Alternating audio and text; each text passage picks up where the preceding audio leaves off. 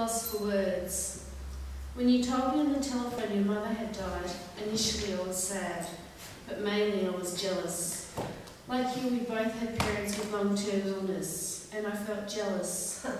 Because I too wished my father was dead, and I felt selfish, because I got the impression you and your mother had suffered longer than I, but still I was jealous. It was only last year my father said he was ready to go. As he had said, 3 straight 10, as it says in the good book. And I felt jealous because I too wished my father was dead. Watching his body and mind disenfranchised to a state that doesn't make sense. Alienating the ones that care but feel guilt.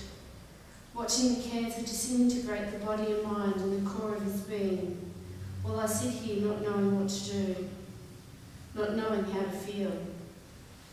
And then I too stop in my tracks and realise that this is what death is like, sometimes quick and sometimes slow. And I remember when I was 12 when my mother died. She'd had one heart attack with me and then another 6 weeks later in the street, this time fatal. I had found it difficult, but watching Dad slowly fade away seems to be hurting more, ripping at my soul, making me ask why, not just about death, but making me question life. And I cry, and I have since I heard the diagnosis.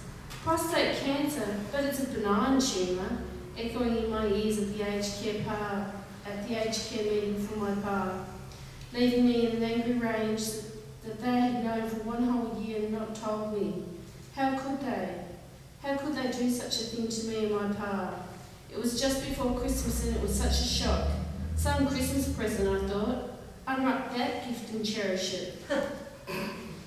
As I sat on the porch crying while my auntie held me, I asked her how did she cope with death? How did she cope with her husband's extended ill health?